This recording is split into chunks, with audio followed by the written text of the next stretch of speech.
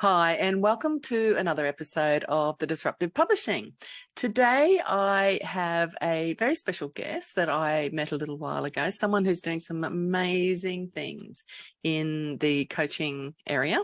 And I'm really looking forward to exploring further with her today exactly what she's achieving and where she's hoping to go. So please welcome Sashua Benay. Hello, everyone, and thank you so much, Deborah, for having me here today. My pleasure. So glad you were able to find some time. Bit like that. Now, yes, I know. You have your own business. You're currently coaching. Yes. Would you like to just give us do your elevator pitch? Just tell us what you do and who you do it for, and then we can start exploring from there. Sure, absolutely. So let's see, 60 seconds, ready, go? Yep, go. So look, I'm an incredibly passionate human, and I feel very fortunate that I've put myself in a position to be able to do what I really, really love from the deepest part of my heart. And that is working mainly with professionals and entrepreneurs who come to me when they are burnt out, they're overwhelmed, they either don't have clear direction in how they want to overhaul their life or change their business, or they do, but they just haven't been able to make it happen. They have all the good intentions in the world, but they haven't been able to rally their mojo to get momentum and to get focus. And get over the line. Get over the line, as we all do have to do every day. So I come at things from a very soul-centered focus. The kind of techniques I use are what I like to call beyond mindset. I don't want to just work with people's minds. I want to work with their whole energy.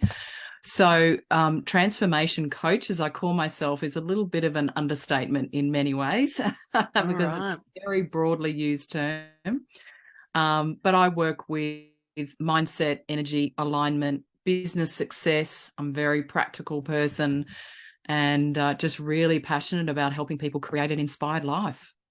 So what or who would be the person that you most commonly find yourself working with? Do you like target a specific audience, or is there a specific audience that just seems to find you? They just find me, I have to say. And look, I do work with women as well as men.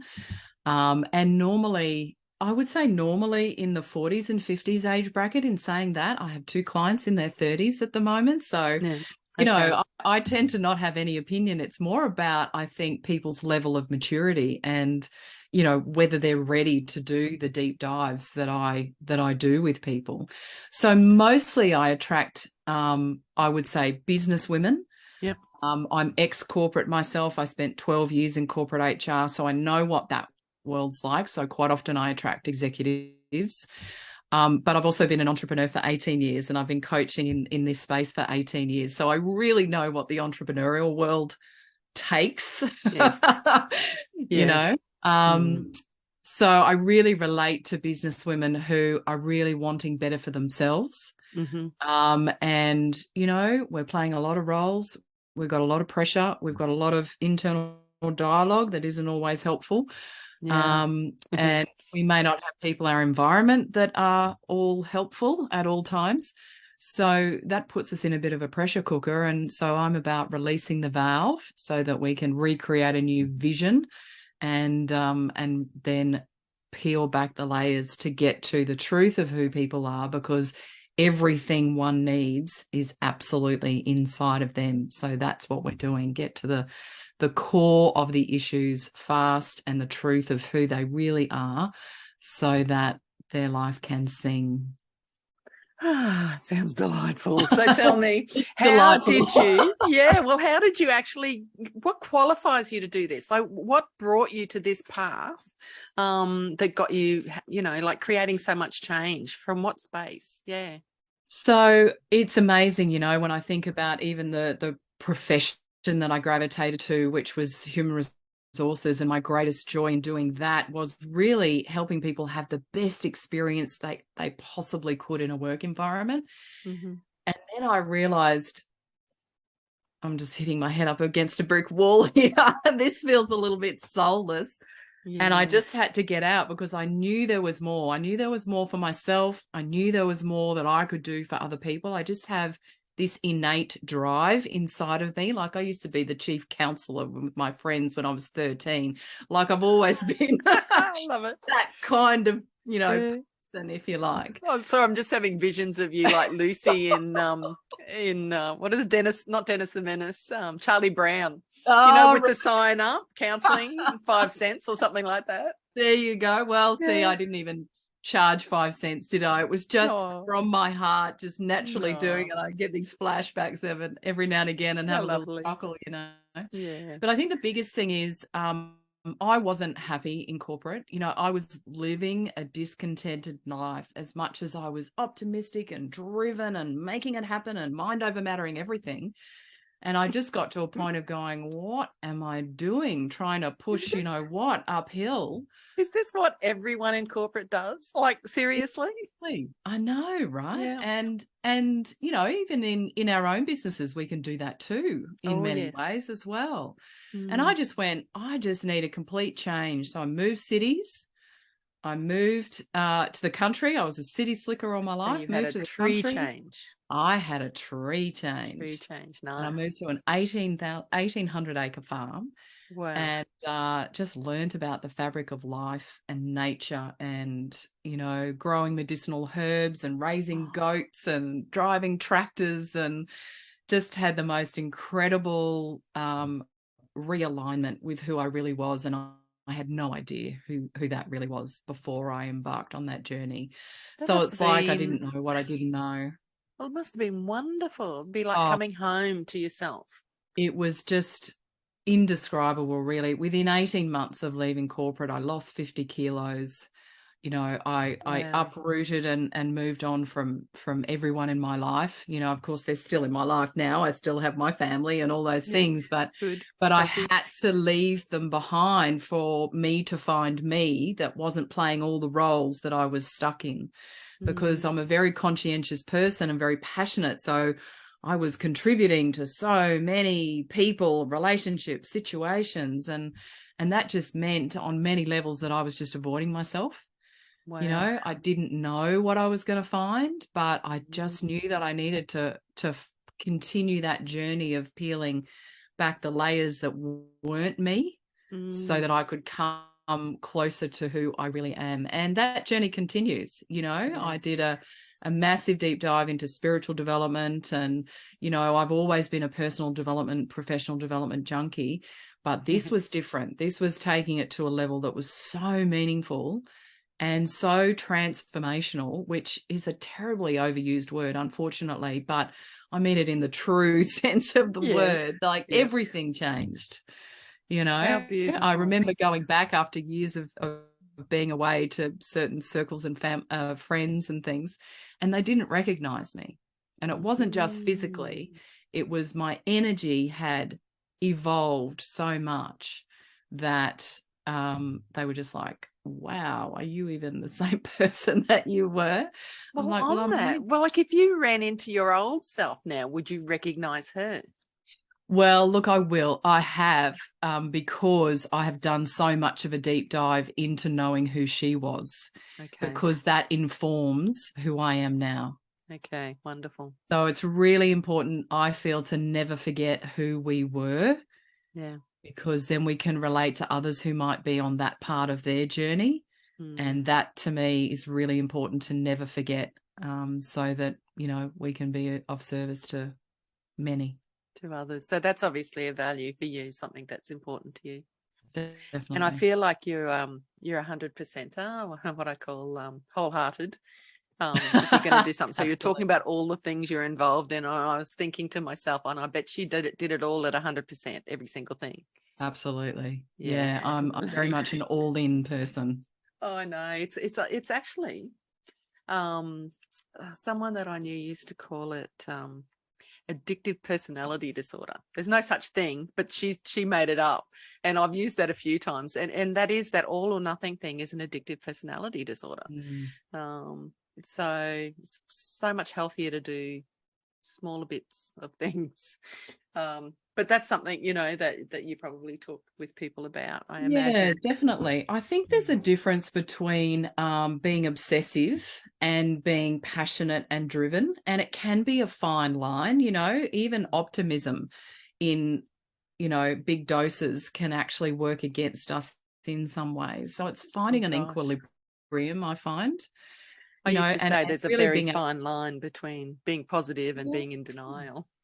Yeah, that's exactly right. Yeah.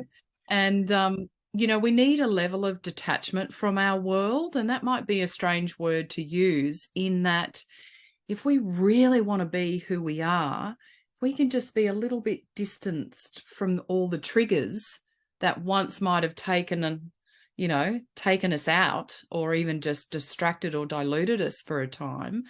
Then we can rise to whatever that situation needs, and then we can passionately put ourselves into those situations. No, it's good. And being able to just step back that bit and observe, which I'm imagining you did a lot of in your journey, because that's how you get to know yourself. You actually absolutely and watch.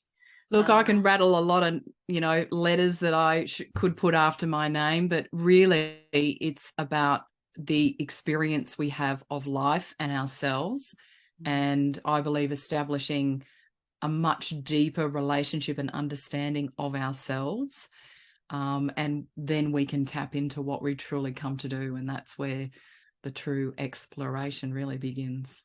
And you believe, do you, that that was a bit Yoda-ish, that do you believe that that we all have a purpose, that we all are here for a specific to give something, I guess? Is that how you? I absolutely believe everyone has a purpose and a mission to be here, and it can be extremely diverse. I think purpose is one of those words that can be used for, oh, we have a calling and we're going to follow the light. And look, don't get me wrong, I follow the light. I'm a massive, you know, light worker in that way. And a lot of people say, right, I found my purpose. I'm good. I know what it is and I'm good to go.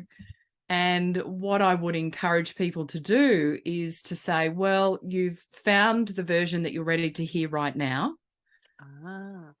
And more will reveal itself as you're ready for the next chapter.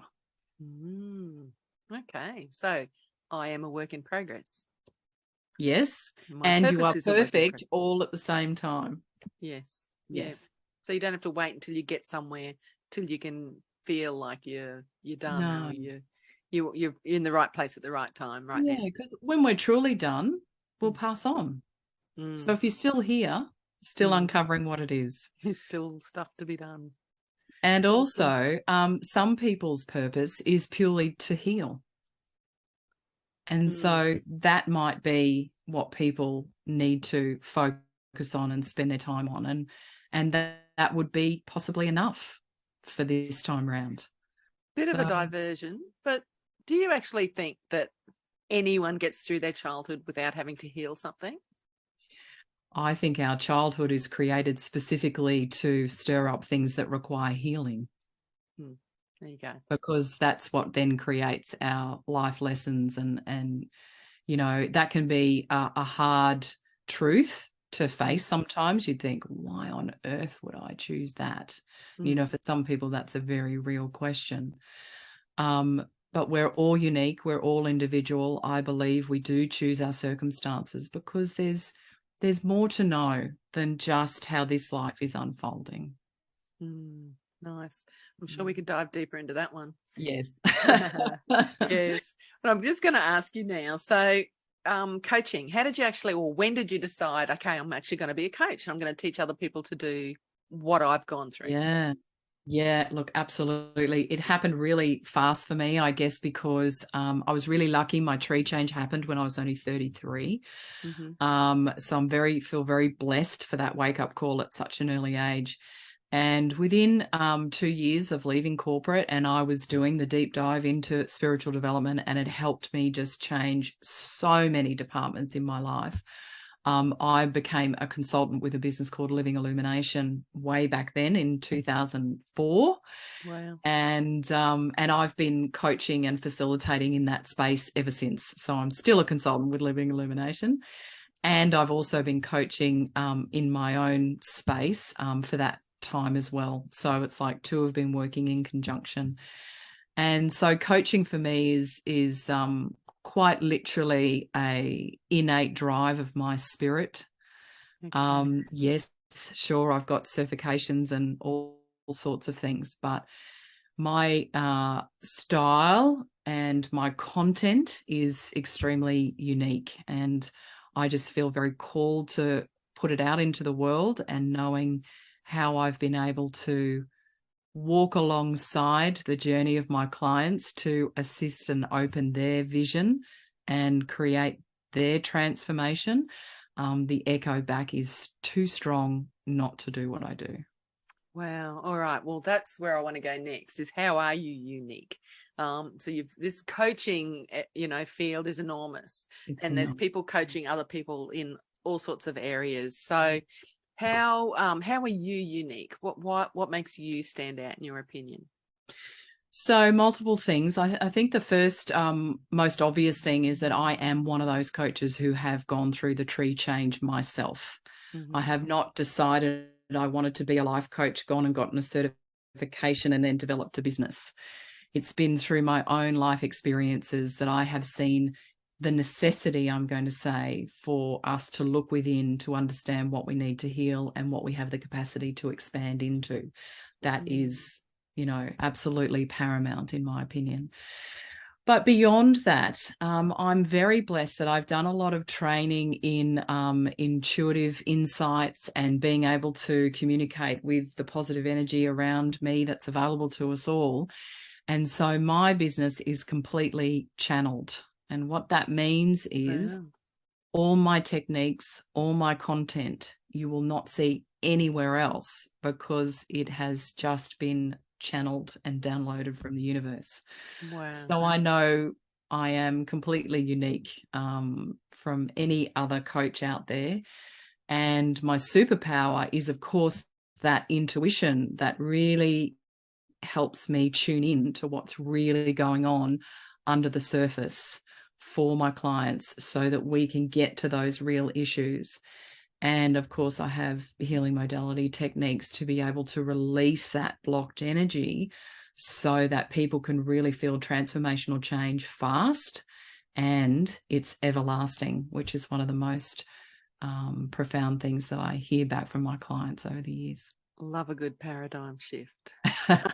Even an epiphany every now and again is a good thing, but a paradigm shift is wow. Yeah. Okay, so is that how you're disrupting the industry, do you think? Is your look, a little, yeah. in that I'm not necessarily a believer in getting qualifications in things, but I feel people need experience. And this is from someone who has a lot of qualifications, but I think sometimes that can kind of close the blinkers even further, as opposed to when you have life experiences and then you have support by people and mentors who can help you expand and obviously create, stability within you to then be able to go out and do what you do. I know some fabulous people who coach coaches, for the structure. And I think that's extremely important. But the other disruptive thing is that also I'm a big believer. In fact, my entire training is that we are our own best physician, our own best coach, our own best sounding board. And I always believe in, having a coach. I have my own coach too, because there are things that we can't see in ourselves that sometimes others can see. But I'm not a believer in going to people for advice or so much the counseling side of things. I'm more about teaching people how to fish. so that they can start to become more self-sufficient in being able to review and understand and acknowledge themselves. And I really do credit, the training that I've done with Living Illumination to that, because that is very much our philosophy there as well. So I guess I bring that into my coaching business, that the techniques that I have downloaded and share with my clients, they don't take very long. So I'm not a believer in sitting down and meditating for 3 hours. There's plenty more things we can do with our time than that. But I do believe in sitting in stillness and going within and using techniques to be able to do that, so that people can do it for themselves. And that is a very empowering feeling, to not go to someone because you're desperate and you need help and you just want a shoulder to cry on. And, those things have their place, don't get me wrong. But my job, I feel, is to give people the tools so that whenever they come across that triggering situation, that they know what to do with it and they can help themselves. And then they can come back to me for the next level of expansion, and then the next level expansion, and then the next. Beautiful. So I come at things from a slightly different perspective, I feel. I have to admit, so with the counselling background that myself, I would say to people that if I could only give my clients one tool, it would be to teach them how to meditate. Mm-hmm. And if I could give them two, I'd teach them how to journal. Yes. So that combination, both of them. And I think you're absolutely right. We do need to seek our own counsel, and it's okay to have someone as a sounding board to guide you through that process. But ultimately, and if you don't have that tool, I used to share processes with people on how to work through triggers and get to that what you would call, I guess, the original sin, or the original thought. And so between that, if people can get to the heart of that, they actually can heal, can't they? Absolutely. And then those triggers don't have to be an issue for them anymore. That's exactly right. One of the key starting points that I use with people, and I was going to chuckle to myself just a moment ago, because with what I just shared, it sounds like, I'm a bit of a hard taskmaster, and I can be where the situation warrants it. And yet my clients would describe me as the most nurturing, supportive, loving, So that's what I get from you. That intention, that it comes from that. But sometimes we need to hear the truth, and sometimes we need a bit of a kick up the bum. But it's always with a very loving, with compassion. Exactly. Yeah. And then, I do believe that we know the truth when we see it, when we hear it, and there is real peace in that, even if it's a yucky truth. Yeah. It's like being in the eye of a storm. I think it's just that peacefulness. It's like, okay. Exactly.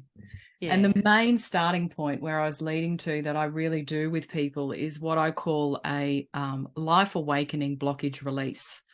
And it's one of the tools that I use with Living Illumination. And it just gets to the core of what is the number one block that we have come to heal this lifetime. And I will literally channel that in the first 5 minutes of knowing someone. Wow, that's powerful. And working through the knots in our energy that we have accumulated over our life that just need unraveling.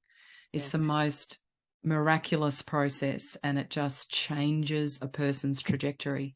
That's very, very powerful. And that's the difference between working with energy and working with some of the more traditional processes. So I guess I'm a bit of a tradition debunker. Is that a word? I just made that up. let's make it one. A tradition debunker. Yeah. It sounds a bit groovy. Yeah. It does. Oh, that's funny.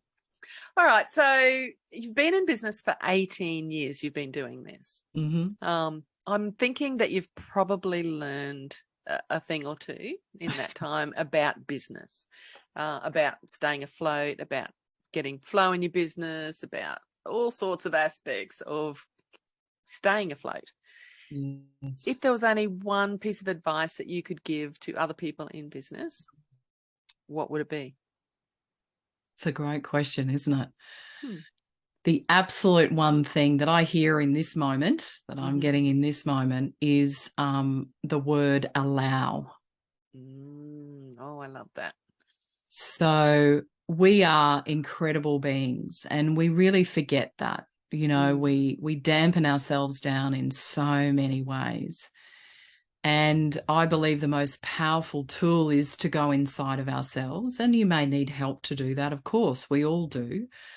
But to really learn some tools to be able to go inside, unpack what's holding us back, and really then come out as the best version of what your truth is, so that you can then step forward confidently and allow your energy to shine. I just see allow across a whole range of things. There's in so many ways. So many things, you know. Allow yourself to be you.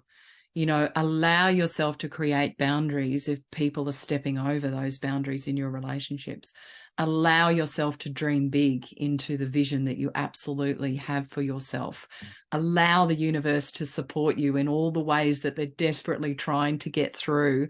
You know, and that's one of my other greatest passions, is helping people tap into their intuition, learn that language and how the universe is going to communicate with them, because they're kind of knocking on the door every day saying, you got to listen today. And if you don't take time to listen, and this is where I think meditation is so good. Yeah. If you don't actually take time, excuse me, to listen, how are you actually going to hear? That's you right. have to make space for it. Yes. And if I hadn't said allow, I would have said stillness. Yeah, I love it. I would have said stillness, because the universe is always trying to communicate with us, whether we call it the universe, the source, our angels, guides. There's lots of different words we all use for that. Yep. We're all talking about the same thing. But it's a case that, and why I don't believe in meditating for like 3 hours. I'm a meditator too. I love meditating. But the universe will tell us exactly what we need to hear in exactly the timing we need to hear it. And then that message is done.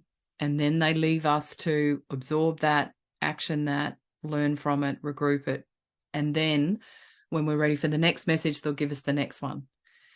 You know, it's not like we have to sit there for 3 hours and wait for this, you know, the clouds to part and the message to come down and all of those things. No. We need to learn how to cleanse our energy. Absolutely.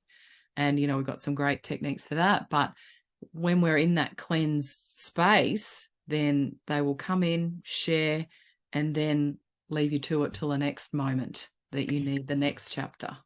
I feel like, and I feel like there should be should is not a good word. There could be, and it would be beneficial to have, you know, the small business person's meditation, and just it to be a part of business. And I feel like when you decide to show up for 20 minutes every day at the same time, it's like you're training the universe. This is when I'm here for you to talk to me. This is when I'm here for you to download whatever I need to know for today. Yeah. Well, you can do that. You can negotiate those sorts of things. But also you'll get them in the timing that you need them. So it's a little bit of both ways. For them to do it spontaneously in the moments when we truly need, you know, we're about to make a wrong decision, or we're about to do something that's going to sabotage ourselves, or whatever it is. And also there's nothing wrong with saying, hey guys, I'm available at like 9 o'clock every morning if you want to drop in and yeah, exactly. just I'll be waiting. Yeah. Put it out there, because any dialogue is good dialogue. Yeah. You know, when we're in cleansed space, the key is to be in cleansed space, because quite frankly, there's a lot of other things out there that might want to communicate with us, and they might give us a bum steer. And our own filters. Yeah. Absolutely. So they certainly can get in the way too. I feel like too, if you practice listening, then I guess that's when you don't have to be in that space to hear, because you just know. Absolutely. You know when you're hearing something, and you could be in the middle of a shopping centre. Exactly. You could be walking down the hallway of your home. You think it's not a special moment as such. It's just you're relaxed enough to get the message. Some of the most interesting things that I've done in my business have come from ideas that I've got during meditation. Yes. Or when I wake up in the morning and you're in that space. This was in Hook, that space between the dark and the dawn. Like it's just this it's beautiful. It's like a magic space, and that stillness space. And ideas just come.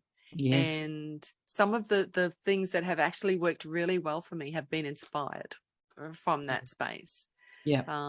And they're the things that it's probably easier for me now to have faith in those things, because I just know from experience now, if I get something from that space, it's going to work. Yeah, I just know. So I think that's a really good thing to finish up with. Just allow. For anyone that's listening, I think allow is a really good thing on lots and lots of levels. Allow, yourself to receive. Allow yourself to enjoy the process. Allow so many things to allow. I absolutely love it. Thank you so much. You're welcome. It's been an absolute delight. I love when, you're kind of talking with a kindred spirit and you can just feel that, there's so many possibilities in how we can support one another. And that's really what it's all about. So, and work together.